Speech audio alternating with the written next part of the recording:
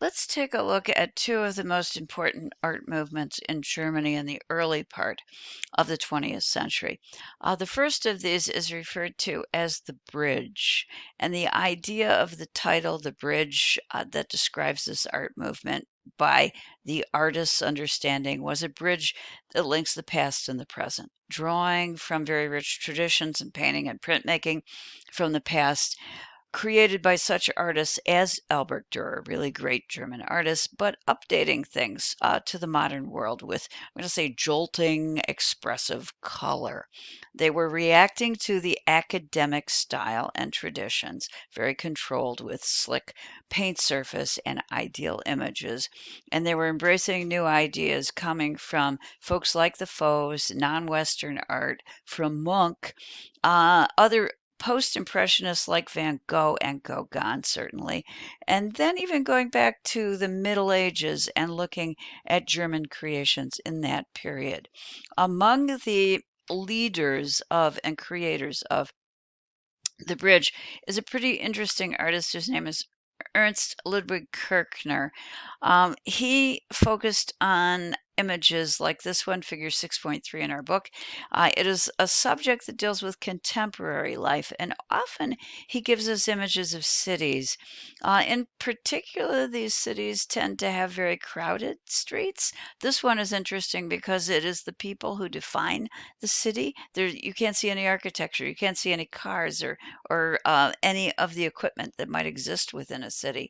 And these folks are conveyed to us through very, very strong and blaring colors, particularly on the faces. And I've got a detail of one of these characters lower right underneath the picture of our artist, Mr. Kirchner.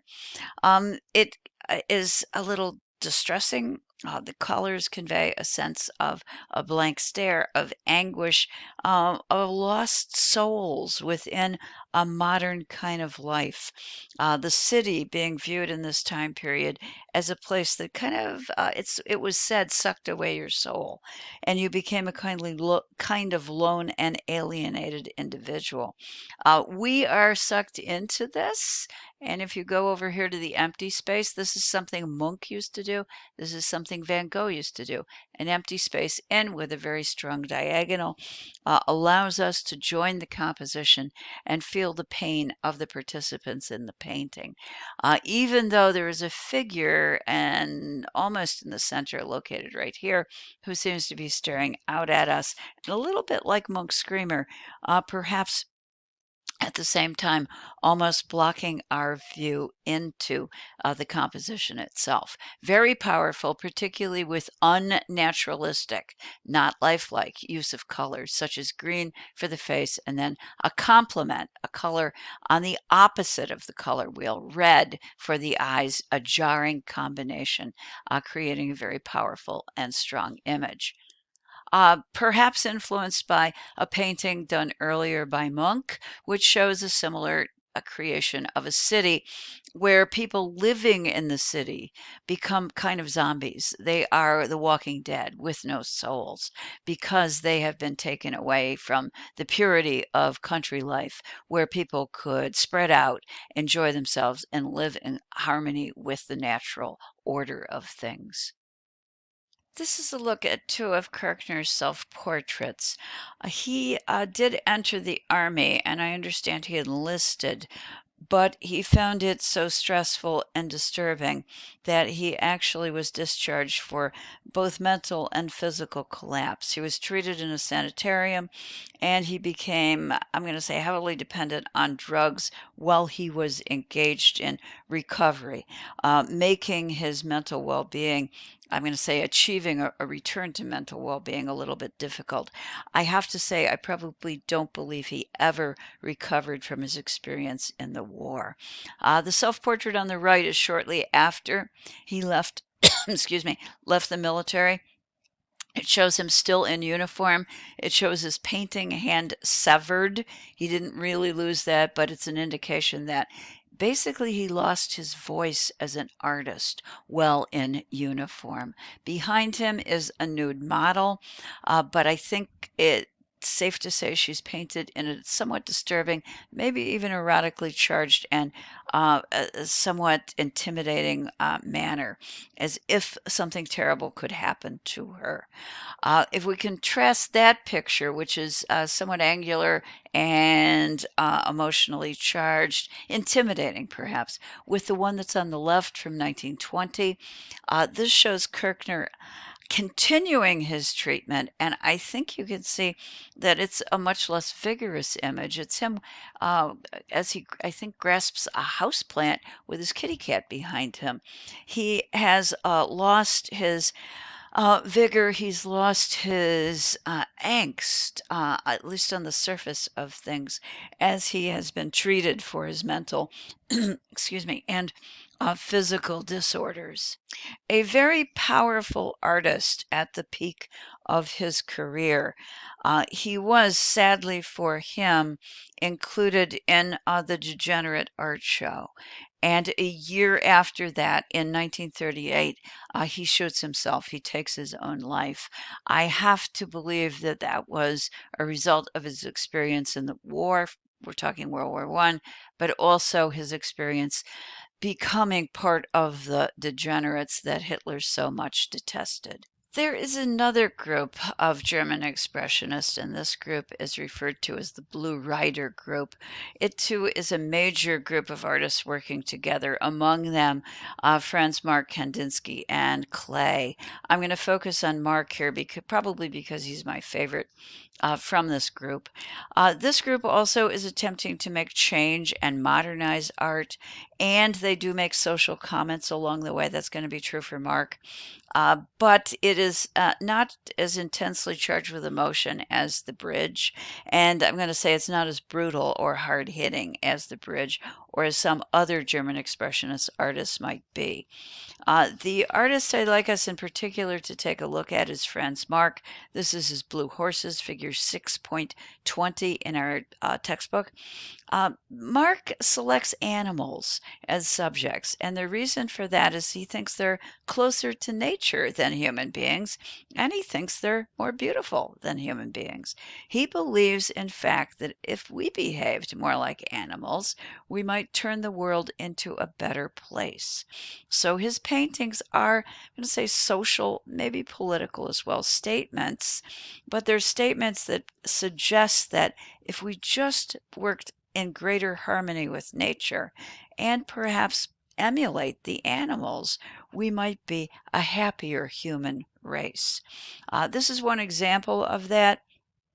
And his animals tend to be integrated into the environment. So, for example, if we take a look at our horsies, we're going to see the rear of our horsey is round and curved like the head of our horsey. And then we go over here in another rear and another rear and another head. But guess what? The landscape itself, which is red and massive and powerful in color, it has the same sweeping, curving forms. And those animals fit naturally into Mark's landscape. His animals generally are gentle and very three-dimensional or sculptural.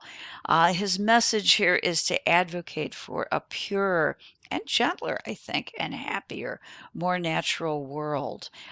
And the world of the animals that they inhabit is always a safe one. Perhaps sometimes it is magical in its nature, but the animals, we always get the sense, are in a safe and secure and protected, I'm going to say again, magical realm.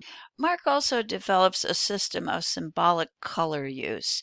For him, red, and you can see the background here, references matter, brutal and heavy, the substance of the world of the earth. For him also, blue is the male principle, spiritual and robust. And don't our horsies look spiritual and robust? In contrast, the color yellow, which I'm going to show you in a moment, is by Mark considered to be a symbolic color representing the female, gay, gentle, and sensual. Okay, are you ready? Because this is great. Here you go, folks. This is Mark's Yellow Cow. It was done in 1911. and which is the same year as the Blue Horsies, but this is very different in nature. It is meant to represent the female element. The subject is a leaping and happy cow. This kind of degree of happiness is something missing in the world of human beings. Our cow again is in a very protected area. We have a tree that kind of encloses space here, more trees that close her in over here. As she leaps, her body is again echoed by the background mountains. So she is one with the natural world. And this is an expression, an abstract expression by Marx, suggesting that we human beings seek to gain the harmony that is present in the world of animals. This is figure 6.21, which is the stables, and it's done somewhere in 1913 to 1914, a bit after the paintings I've just shown you. And what you can see is that Mark is moving more towards abstraction. One of the sources for this influence is going to be Cubism, which we'll look at next week. And of course, I'm talking about Picasso and the fragmentation of forms. This gives us images of, again, animals, and I think we can find some of them. I've got a horsey for you located right over here, for example. But the forms themselves have been fractured or fragmented. And here is the back of a horsey and the tail and the head of a horsey. And next to him on the right, I think you can find a fellow horse as well. These are being brought to the surface of the picture plane. So again, things are being flattened. That's a feature of modernism. Space is being flattened and space is being compressed. Because of the fracturing of this also, there is the sense of the hint of the oncoming war and the cataclysm that could occur as a result of that. World War I does begin in June 1914 and will last until November 11, 1918. Sadly, I have to report that Mark, who was probably not very suited for war, was drafted and did fight in World War I. He died on the battlefield in 1916 during the Battle of Verdun, which is an important battle, not just historically, but also art historically, as we'll see later. So Mark's dream, and that's what it was, of a harmonious world filled with greater purity and a life that was closer in tune with nature was never to be.